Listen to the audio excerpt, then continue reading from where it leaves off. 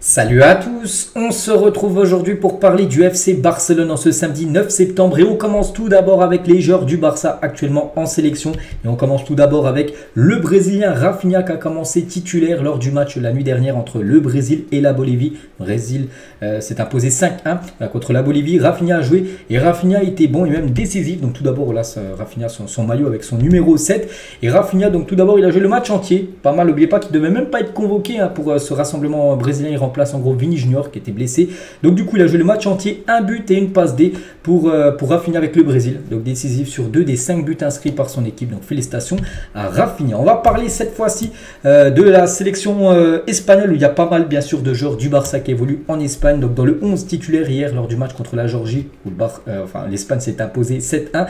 Donc il y avait Gavi qui a commencé titulaire. On peut voir Gavi au milieu de terrain, donc voilà quelques photos. Donc il a joué bien évidemment avec son casque là, son casque à la Petrovic, c'est comme ça qu'on l'appelle maintenant du côté de la sélection espagnole. Donc voilà une petite photo de Gavi. On va parler aussi de Lamine Yamal. Donc tout d'abord Gavi, donc lui il a joué l'heure de jeu, 58 minutes de temps de jeu. Baldé qui était dans le groupe, il n'a pas joué, il n'a joué aucune minute. Et concernant Lamine Yamal, donc il est rentré en cours de jeu, il est rentré à la 44e minute de jeu et il a marqué un but, Lamine Yamal. Donc on va revenir parce que c'est historique tout simplement concernant, voilà, vraiment là c'est un moment très très fort du côté de l'Espagne, historique en une du journal Sport. Donc Lamine Yamal fait toutes les unes, donc historique. Donc récital avec Lamine, récital par rapport à cette victoire 7-1 contre la Géorgie. Donc la Mundo Deportivo, c'est bien évidemment aussi Lamine Yamal en une, ou même Marca qui est plutôt un journal Real Madrid. Ils reviennent aussi sur les débuts de Lamine Yamal. Donc Lamine Yamal a 16 ans et 57 jours.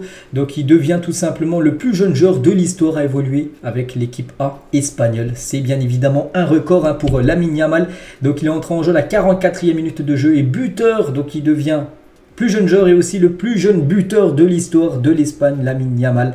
Donc buteur à la 74e minute à seulement 16 ans et 57 jours. Je ne sais pas si vous vous rendez compte, c'est totalement fou. Voilà, le destin là, de Lamine Yamal.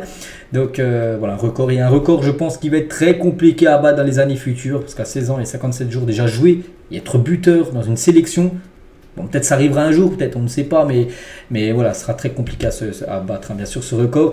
Et toujours avec lui, je suis très heureux de ma décision. La route sera très longue avec l'équipe nationale. Donc, quand il dit je suis très heureux de ma décision d'avoir choisi de représenter l'Espagne, maintenant on sait, c'est l'Espagne et non le Maroc, parce qu'il avait le choix aussi avec le Maroc. Donc voilà, il a dit la route sera très longue avec l'équipe nationale. C'est vrai que ça va être long parce qu'il est en tout début de carrière, il a seulement 16 ans. On sait qu'il jouera encore pour les 20 prochaines années du côté de l'Espagne. Toujours avec Lamine Yamal, Nico Williams, c'est un autre joueur espagnol, deux jeunes joueurs, Luis de la Fuente, le sélectionneur, il a dit donc les deux sont l'avenir de la sélection espagnole. On est très content d'eux. Et sur le but de Lamine Yamal, c'est Nico Williams, son collègue espagnol qui lui a fait la passe D. Et donc voilà. Et concernant Nico Williams, c'est peut-être un joueur que le Barça pourrait peut-être essayer d'aller chercher parce que ce joueur, les gars, il est en fin de contrat le 30 juin 2024 du côté de Bilbao. Voilà, quand même un jeune talent comme ça. Et pour l'avoir gratuitement, ce serait énorme quand même pour le Barça. Bon, pour l'instant, il n'y a aucune rumeur bien sûr concernant Nico Williams, c'était seulement pour parler qu'il est en fin de contrat, en fin de saison. Donc voilà ce qu'il y a à dire sur le jeune Lamine Yamal. Donc on est très très content pour lui. On continue parce qu'il n'y avait pas que l'Espagne qui jouait, il y avait aussi le Portugal de Félix et Cancelo. Donc Cancelo est titulaire. Félix a commencé sur le banc. Donc voilà, tiens, dans la photo officielle d'avant-match du Portugal, on peut voir bien sûr Cancelo. Donc il a joué, le Portugal s'est imposé 1-0 contre la Slovaquie. Cancelo sur Instagram, il a mis félicitations, je te souhaite toujours plus de santé, de réussite, on est ensemble. Là il mentionne par rapport à Bruno Fernandes parce que hier lors du match du Portugal c'était aussi l'anniversaire du joueur Bruno Fernandes qui a été l'unique buteur du match hier contre la Slovaquie. Du côté de l'Allemagne, donc l'Allemagne joue aujourd'hui contre le Japon, c'est un match amical avant d'affronter l'équipe de France mardi prochain. Et félicitations à Gundogan qui devient le nouveau capitaine de l'Allemagne. Voilà, donc félicitations bien sûr à lui.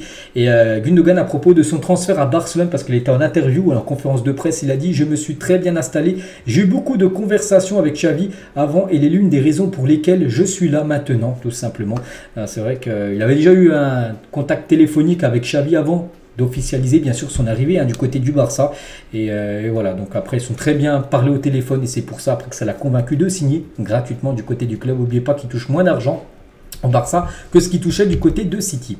Et Gundogan s'intègre bien à Barcelone. Le joueur ne parle toujours pas très bien espagnol, mais il apprend. Le joueur adore se promener dans la ville de Barcelone. Si jamais vous entrez dans un café du centre de Barcelone, ne soyez pas surpris si vous le voyez, parce qu'il va souvent dans les cafés. Voilà, peut-être il prend souvent peut-être des cafés tout simplement, le joueur Gundogan.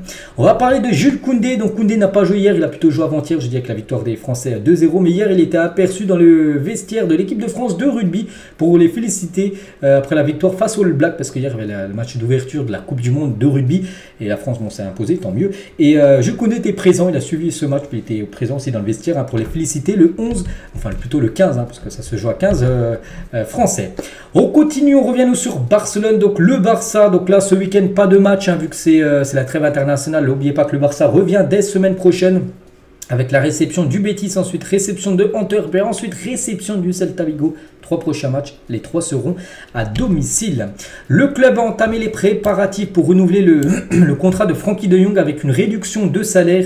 Il pourrait prolonger, mais descendre un peu son salaire pour aider, on va dire, un peu financièrement le club. Toujours avec de Jong, est clair sur sa routine de sportif. Donc, qu'est-ce qu'il fait tous les jours, Frenkie de Jong? Donc, tout d'abord, il arrive toujours tôt à l'entraînement.